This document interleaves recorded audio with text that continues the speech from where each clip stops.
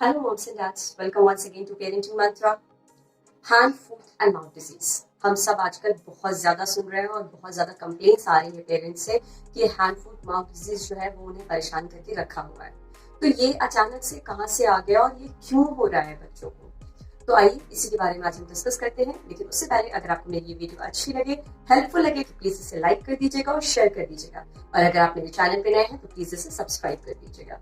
चलिए वीडियो शुरू करते हैं। Hand, foot and mouth disease ये एक वायरल इन्फेक्शन है जो कि कॉकैक्सी की वजह से होता है और ये बहुत ही ज्यादा कॉन्टेजियस है। इसमें क्या होता है कि बेसिकली ये 9 मंथ से ऊपर के किड्स से लेकर 10 इयर्स तक के किड्स को होता है। ऐसा नहीं है कि उनसे बड़े किड्स को ये नहीं होता है, इवन ये एडल्ट्स में भी होता है, पर बहुत ही रेयर केसेस में होता है।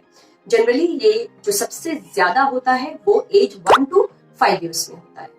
अब ये है कि इसमें होता क्या है। जैसा कि इसका नाम है hand, foot and mouth disease. Hand मतलब के हाथों में बेसिकली पाम एरियाज में होते हैं, फुट में आपको तलवे पे हो जाते हैं और पैरों में भी हो जाते हैं कई लोगों को। उसके अलावा आपके बेबी का जो डाइपर एरिया होता है या बम्स होते हैं उसमें हो जाते हैं। उसके अलावा आपके मुंह के, बेबीज के मुंह के चारों तरफ हो जाते हैं, इवन उनके मुंह के अंदर हो जाते हैं। तो जो सबसे ज्यादा पेनफुल होता है वो माउथ के अंदर हो जाना, वो बहुत ज्यादा पेनफुल होता है बेबीज के लिए, इसलिए उनके लिए खाना भी मुश्किल हो जाता है। तो ये वो एरियाज है जहाँ पे ये डिजीज होती है। ये बेसिकली जब स्टार्ट होती है तो रैशेस के फॉर्म में होती है और धीरे धीरे ये ब्लिस्टर्स बन जाते हैं जिसमें कि पस आ जाता है। इस डिजीज के फैलने का जो सबसे कॉमन काउज है वो है ड्रॉपलेट इन्फेक्शन। इसके अलावा ये फीसेस के थ्रू भी फैलता है। तो ड्रॉपलेट इन्फेक्शन से आपको समझ में आ जाएगा कि जैसे कि सामने वाला जो इन्फेक्टेड पर्सन है उसने कफ कर दिया हो या बातें कर रहा हो जिससे कि उसके मुंह से कुछ ड्रॉपलेट्स निकल गया हो, कुछ रेस्पिरेटरी फ्लूइड बाहर निकल गया हो।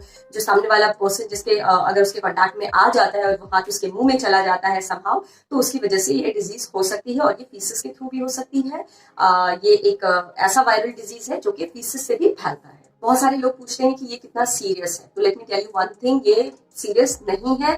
बहुत ही रेयर केसेस में ये सीरियस होता है। ये डिजीज जो है वो होती है और खुद ब खुद ही वो ठीक भी हो जाती है 7 से 10 दिनों में। तो इस डिजीज का जो सिम्टम है वो बेसिकली किसी भी नॉर्मल वायरल इन्फेक्शन की तरह होता है। जब आप कोई हेल्दी पर्सन किसी कंटामिनेटेड या आप कह सकते हो कि किसी इन्फेक्टेड पर्सन के कांटेक्ट में आता है तो जो सबसे पहला सिम्टम है वो आपका वही होगा। बच्चों को फीवर भी आ सकता है, उसके अलावा कफ एंड कोल्ड भी हो सकता है, रनिंग नोज भी हो सकती है, थ्रोट में आपको पेन भी हो सकता है। तो ये सारे सिम्टम्स बच्चे में पाए जा सकते हैं और इसके 2 दिनों के बाद बच्चों के बॉडीज पे छोटे छोटे आपको रैशेस दिखने शुरू हो जाएंगे, जो 3 से 4 दिनों के बाद ब्लिस्टर्स का रूप ले लेते हैं। और वो ब्लिस्टर जो है वो पस फिल्क हो जाता है उसके अंदर और वो 7 से 8 दिन के बाद वो धीरे धीरे खुद ही ठीक होने लगता है। इसके लिए कोई भी वैक्सीनेशन अभी तक नहीं आई है, इसलिए हमें जरूरी है कि हम उसको थोड़ी बहुत होम ट्रीटमेंट ही दें, बच्चों को होम रेमेडीज ही दें। अब हम बात करेंगे कि क्या ऐसा हम करें बच्चों के साथ कि जल्दी से ठीक हो जाए। देखिए बेसिकली इसको समहाउ ट्रीट करना थोड़ा मुश्किल होता है और क्योंकि एक वायरल डिजीज है, इसकी कोई मेडिसिन नहीं होती है। तो हम क्या कर सकते हैं, जो माउथ के अंदर जो अल्सर्स हो गए हैं उसको स्मूथ करने के लिए हम बच्चों को ठंडी ठंडी चीजें खिला सकते हैं, क्योंकि इस टाइम में बच्चों के लिए खाना बहुत ज्यादा मुश्किल हो जाता है और अगर वो खाएंगे नहीं तो वो वीक हो जाएंगे। तो आप जो है वो बच्चों को बहुत ज्यादा जिद मत करिए कि खा ले वो। आप कोशिश करिए कि अगर वो नहीं भी खा रहे हैं तो आप उनको कुछ लिक्विड फॉर्म में चीजें दीजिए। उन्हें गर्म चीजें बिल्कुल मत दीजिएगा, स्पाइसी चीजें बिल्कुल मत दीजिएगा, क्योंकि इस टाइम पे अगर वो ऐसी चीजें खाएंगे तो उनकी प्रॉब्लम और ज्यादा बढ़ सकती है। आपको क्या करना है, उनको लिक्विड फॉर्म में ठंडी ठंडी चीजें देनी है। अब आप क्या दे सकते हैं उन्हें, आप उन्हें कोकोनट वाटर दे सकते हैं, उससे बड़ा सूदिंग सा फील होगा उन्हें। आप ठंडी मिल्क शेक दे सकते हैं, आइसक्रीम्स दे सकते हैं, जूसेस दे सकते हैं, इस तरह की चीजें आप उनको दे सकते हैं खाने के लिए। बच्चे ठीक से खा नहीं पाते हैं तो हमारे लिए जरूरी है कि हम बच्चों का फ्लूइड इनटेक जो है वो बहुत ज्यादा बढ़ा दें, क्योंकि अगर फ्लूइड इनटेक कम हो जाएगा तो फिर बेबी बहुत ज्यादा वीक हो जाएगा। अगर एक पल को वो नहीं भी खा रहा है और उसकी बॉडी में जो फ्लूइड है वो मेंटेन है तो उससे बेबी की जो बॉडी है वो काफी हद तक सही रहेगी। इसके अलावा कॉड लिवर ऑयल है जिसमें विटामिन ए, डी और सी है, जिसमें कि आपके बहुत सारे एंटीबैक्टीरियल इफेक्ट्स भी होते हैं जो कि कहीं ना कहीं थोड़ा बहुत इसको ट्रीट करने में हेल्प करते हैं। तो आप उसका इस्तेमाल भी कर सकती हैं। या आप बच्चों को कैप्सूल्स के रूप में दे सकती हैं, या इसका जो ऑयल है उसको आप जूसेस में या योगर्ट में मिक्स करके भी बच्चों को खिला सकती हैं।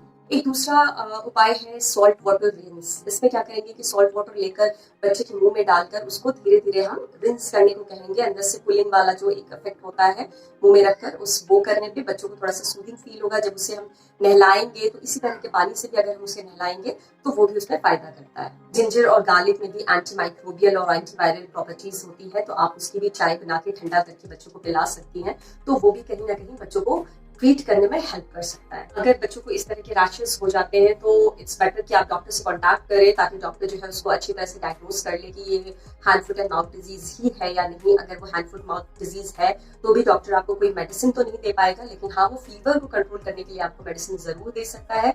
तो हम डॉक्टर से जरूर कंसल्ट करेंगे ताकि बच्चे के फीवर को कंट्रोल किया जा सके। रैशेस उसके लिए हो सकता है कि डॉक्टर्स कुछ ऑइंटमेंट भी दे दें, यहाँ तक कि बहुत सारे डॉक्टर्स कहते हैं उसमें कुछ भी लगाने की जरूरत नहीं है, वो खुद ब खुद ही हील हो जाएगा। जिन बच्चों में ये डिजीज एक बार हो जाती है तो बॉडी जो है वो अपने आप में एक एंटीबॉडी डेवलप कर लेती है, जिसकी वजह से बच्चों को दोबारा ये डिजीज होने का खतरा बहुत ज्यादा कम हो जाता है। अब बात आ जाती है इसके प्रिवेंशन की। तो देखिए, प्रिवेंशन के लिए मैं कहना चाहूंगी कि ये एज ए सोसाइटी हम इसे प्रिवेंट कर सकते हैं, क्योंकि अगर ये हमारे घर में अनफॉर्चुनेटली हो गया है तो ये हमारी रिस्पॉन्सिबिलिटी बनती है कि हम अपने बच्चे को स्कूल या किसी भी पब्लिक प्लेस पे ना भेजें। क्योंकि अगर हमारा बच्चा बाहर जाता है तो वो किसी न किसी को कंटामिनेट करके ही आएगा, तो उससे क्या होगा कि ये डिजीज जो है वो फैलती चली जाएगी। तो ये हम में से हर एक की रिस्पॉन्सिबिलिटी होगी कि अगर हमारे घर में ये इन्फेक्शन आ गया है तो ये इन्फेक्शन हमारे घर से बाहर नहीं जाना चाहिए, और इस बात का हमें बहुत ही ज्यादा ख्याल रखना है। तो आइए हम सब मिलकर ख्याल रखते हैं कि हमारे घर से ये डिजीज बाहर न जा पाए। आई होप आपको कुछ तो हेल्प मिली होगी इस वीडियो से। तो चलिए इसी के साथ मैं विदा लेती हूँ। अपना और अपने बच्चों का ख्याल रखिए। Thanks for watching and happy parenting.